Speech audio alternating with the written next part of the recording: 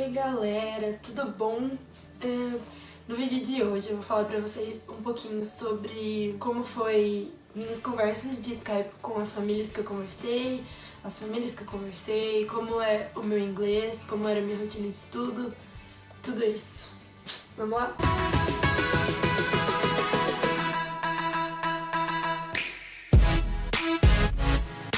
Bom, pra começar, eu vou falar um pouquinho sobre o meu inglês, porque eu tava morrendo de medo antes de fazer o primeiro Skype, de falar inglês com as famílias, de não entender nada, ainda mais que a primeira família que eu conversei era do Texas, e todo mundo fala que o pessoal do Texas tem um sotaque mais caipira e não sei o que, então eu tava morrendo de medo de não entender o que eles estavam falando, de travar, de, sei lá, de não conseguir. Mas foi super tranquilo. Eu sempre falava que eu tinha, tipo, inglês fluente. Mas aí eu descobri que pra você ter um inglês fluente demora muito, muito mesmo. E, né, obviamente eu não tinha inglês fluente. O meu inglês é muito bom, sim. Quando eu cheguei aqui nos Estados Unidos eu fui muito elogiada por conta do meu inglês. Fiquei muito feliz mesmo. E algumas pessoas me perguntaram sobre onde eu aprendi inglês, qual era a minha rotina de estudo. Na verdade, eu fiz aula de inglês particular desde quando eu tinha uns 7, 8 anos de idade. Então, assim, eu sempre fiz inglês particular, mas não era só isso. Até porque na escola de inglês você aprende a gramática certinho. Só que quando você chega aqui, quando você vai falar com o americano, é igual ao português. A gente não fala o português gramaticalmente correto o tempo inteiro, tudo certinho. Aqui é a mesma coisa. Eles não falam o inglês gramaticalmente correto o tempo inteiro, tudo certinho. Eles usam gírias, eles abreviam palavras, eles cortam sílabas. Então, você sempre precisa estar procurando outros meios de estudar. Duas coisas que eu fazia muito. Primeira, eu escuto muita música internacional e procuro a letra pra eu saber cantar certo. Isso me ajudou muito, porque às vezes eu via uma gíria, eu via uma palavra, eu via uma coisa aqui, uma coisa ali, e aí eu falava, ah, nossa, isso significa tal coisa porque tem tal música, né? Porque eu olhava as traduções. Só que na parte da gramática você tem que tomar um pouco de cuidado com música, porque às vezes eles usam uma gramática bem errada pra rimar e, tipo, dar sentido, né, na rima, sei lá, que eles fazem na música. Então, pra aprender gramática não é tão bom, mas é ótimo pra você acrescentar no seu vocabulário. Outra coisa muito boa é filmes e séries. A maioria dos filmes e das séries que a gente assiste é, né, hollywoodiano, é inglês. Então, para com essa vida de assistir filme dublado, porque isso te deixa uma pessoa preguiçosa. Tem muita gente que fala, ah, mas eu não consigo ler, não consigo acompanhar. Se você não gosta, então pega um filme que você já assistiu e assiste de novo, só que em inglês, legendado. É muito bom pra você treinar. Assiste filme, assiste série, legendado. Tudo que você puder assistir legendado é ótimo pra você treinar. E agora uma dica de ouro que me ajudou muito quando eu tava pra vir pra cá. É um canal do YouTube que eu descobri, que chama Small Advantage. É de um americano, ele chama Gavin. Ele é americano e ele fala português. Ele já foi pro Brasil algumas vezes, ficou um tempo lá. Então eu vou deixar o link do canal dele aqui nos comentários, porque eu assisti muito vídeo dele. Porque ele ensina a falar inglês. Ele tem vídeos de gramática, tem vídeos falando sobre gírias americanas, tem vídeos ensinando a fonética, como você pronuncia as palavras corretamente. Muito, muito, muito bom pra aprender. Eu assisti vários vídeos. Eu me formei no inglês, assim, terminei o meu inglês quando eu tava no terceiro ano do ensino médio, junto com o terceiro ano. Então já fazia 2 anos que eu não estava fazendo aula de inglês particular. E se você fica sem praticar, você acaba travando, você acaba se perdendo. Então o canal dele foi um meio que eu encontrei de continuar estudando depois que acabaram as minhas aulas de inglês e assistir os filmes, tudo legendado, pra continuar praticando. E se você tem alguma amiga ou alguém que você conhece que tá estudando inglês também, conversa com a sua amiga em inglês, isso vai te ajudar muito. Agora voltando pros Skypes com as famílias.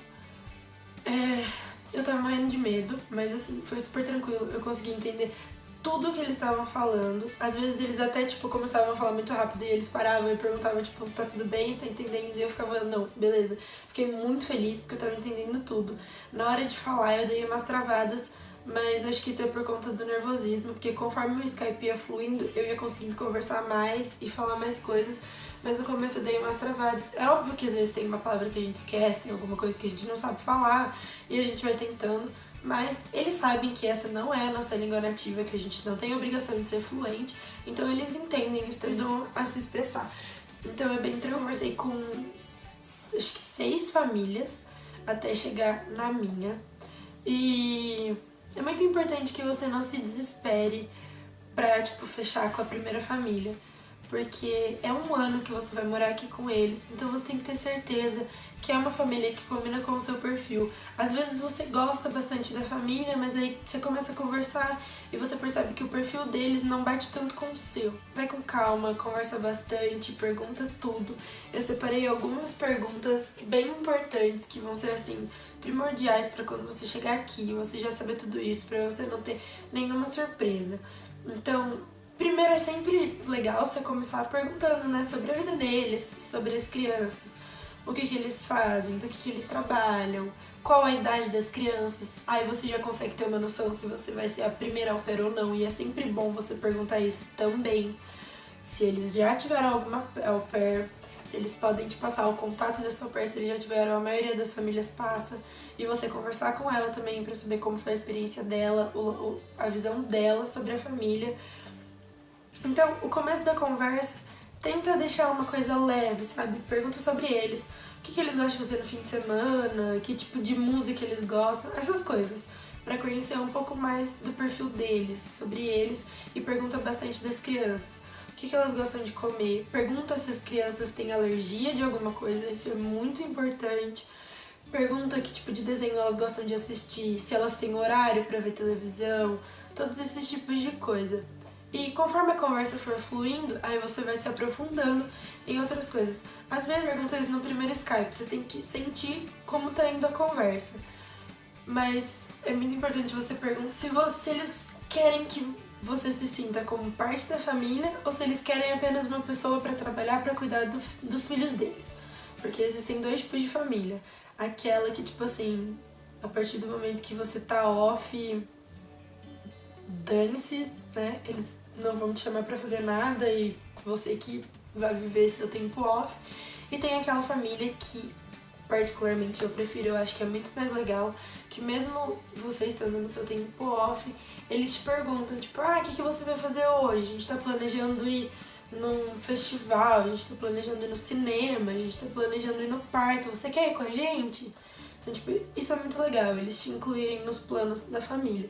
Então, é legal você perguntar isso, se você vai ter isso. Pergunta do seu schedule, se eles têm uma noção de como vai ser, qual vai ser o seu horário, quanto tempo você vai trabalhar, se você vai ter fim de semana off. É muito melhor se você não trabalhar nos fins de semana, se você tiver fim de semana off. Porque você consegue aproveitar, você consegue passear, você consegue ir nas baladas, você consegue ter uma vida social muito mais ativa, muito melhor, conhecer muito mais lugares. Que assim, você tem a oportunidade de viajar também, se você tiver o fim de semana off. Outra pergunta importante é sobre o carro. Você perguntar se você vai ter um carro pra você, se você vai dividir o carro com a família, se você vai poder usar o carro no seu tempo off para fazer as suas coisas, se o carro tem curfew, porque curfew é uma coisa muito importante você perguntar se você vai ter curfew, se você pode dormir fora. Se você não tiver curfew, você precisa perguntar se o carro tem curfew, porque às vezes, que nem tem bastante menina que eu escuto falando, tipo, eu não tenho horário para voltar para casa, mas se eu sair com o carro tem que estar na garagem meia-noite. Então, né, gente, sério. Outra coisa muito importante você perguntar é sobre a alimentação da família.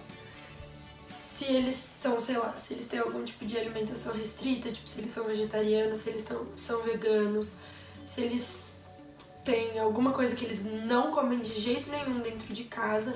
E, por exemplo, vamos supor que eles são vegetarianos e eles viram pra você e falam assim, você não vai poder comer carne dentro da minha casa.